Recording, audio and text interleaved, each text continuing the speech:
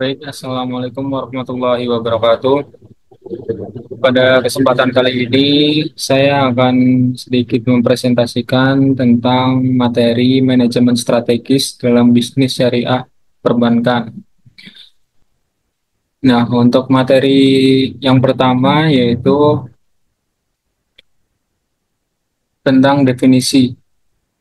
Definisi manajemen perbankan syariah adalah ilmu dalam menjalankan bisnis perbankan yang berlandaskan pada prinsip-prinsip syariah Islam.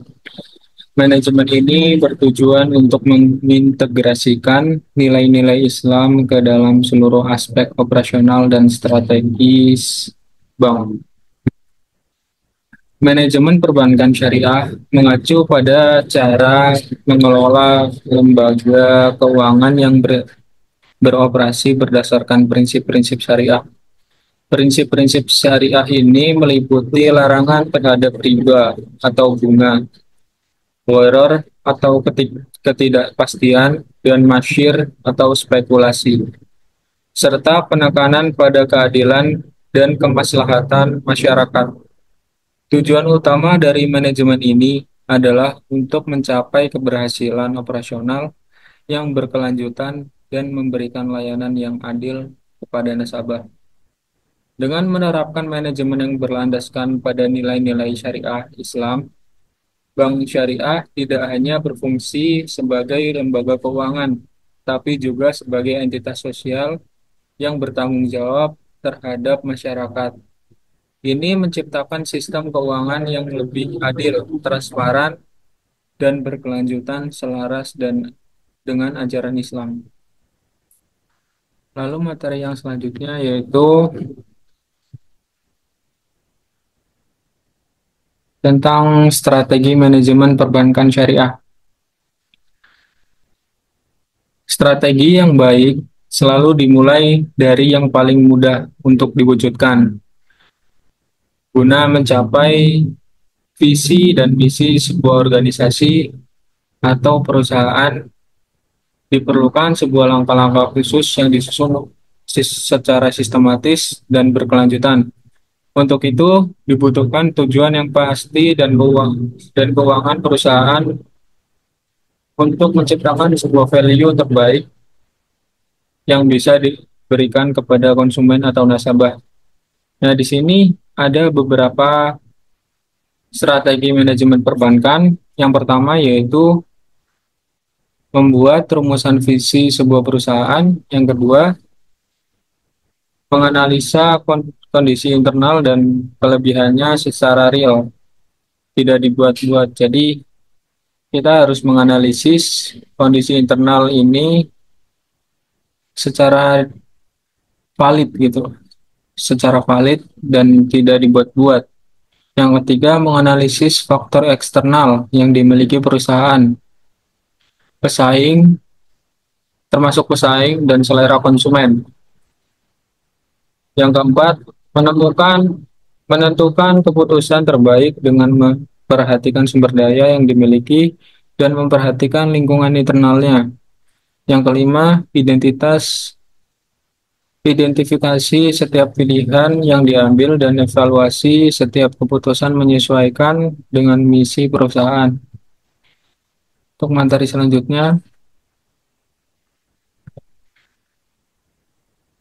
selanjutnya, yaitu tentang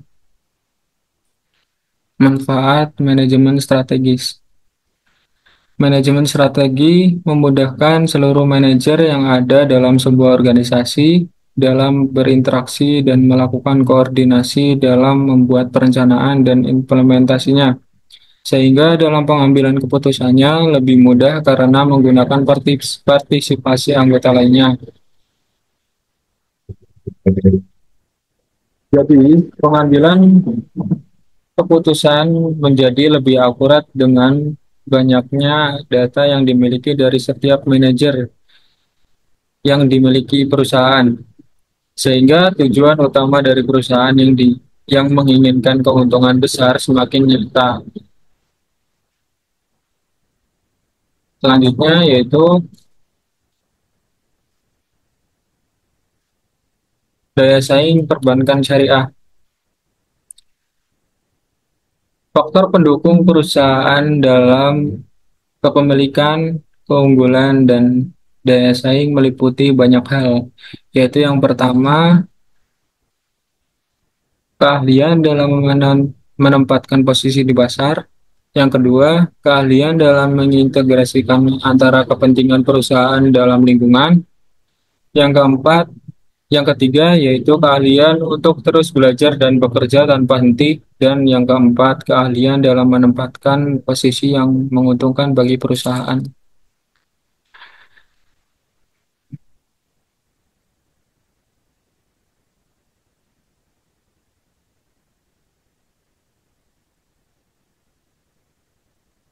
Di sini, dengan demikian dapat disimpulkan bahwa daya saing merupakan kemampuan dari seseorang atau organisasi untuk menunjukkan unggul dan daya bersaingnya dalam hal tertentu.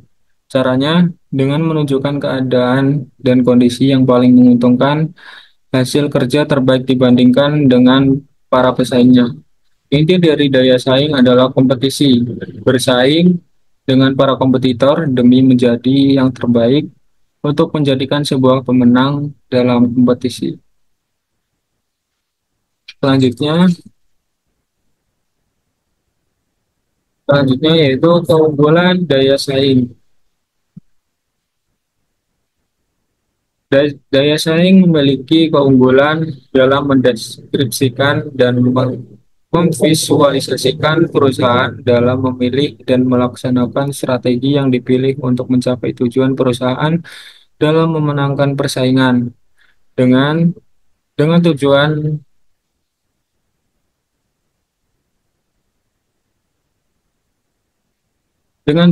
dengan memiliki tujuan strategi bersaing, maka perusahaan akan menemukan keunggulan yang dimiliki perusahaan yang dijadikan untuk memenangkan pasar.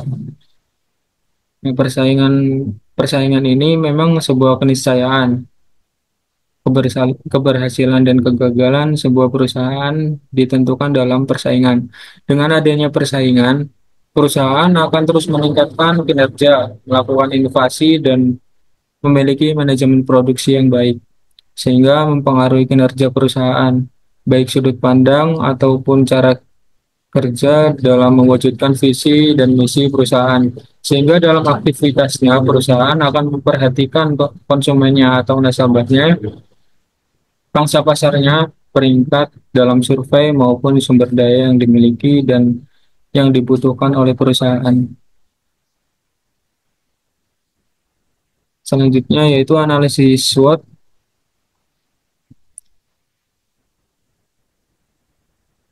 Dalam analisis SWOT ini yang pertama yaitu kekuatan atau strength. Dalam melakukan ide dengan melakukan identifikasi kekuatan yang dimiliki oleh perusahaan atas kemampuan dari sumber daya yang dimiliki. Nah, kekuatan inilah yang akan dijadikan karakteristik oleh perusahaan dalam rangka menaikkan branding dan meningkatkan daya saing di hadapan para kompetitor-kompetitornya. Yang kedua yaitu kelemahan atau weakness. Perusahaan ini melakukan identifikasi terhadap kelemahan-kelemahan yang dimiliki oleh perusahaan. Kelemahan ini berhubungan dengan keterbatasan sumber daya yang dimiliki oleh perusahaan. Bentuk kelemahan Bentuk kelemahan ini dapat berupa suatu yang tidak dimiliki oleh perusahaan atau suatu kondisi di mana perusahaan berada di situasi yang tidak menguntungkan, baik secara internal maupun secara eksternal, berhadapan dengan faktor eksternal dan para kompetitornya. Yang ketiga yaitu peluang atau opportunities. Mengarahkan sumber kekuatan yang dimiliki untuk menghadapi peluang atau kemungkinan-kemungkinan yang akan dihadapi oleh perusahaan. Peluang ini, peluang inilah yang akan dimanfaatkan sedemikian rupa guna meningkatkan pendapatan perusahaan dan juga meningkatkan profit keuntungannya. Yang keempat, yaitu ancaman atau threats.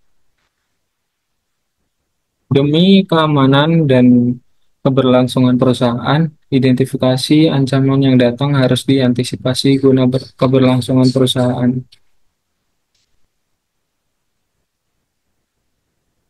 Karena betapa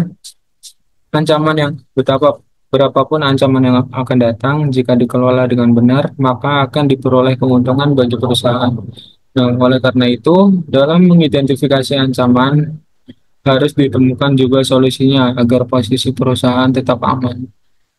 Lalu selanjutnya yaitu kesimpulan.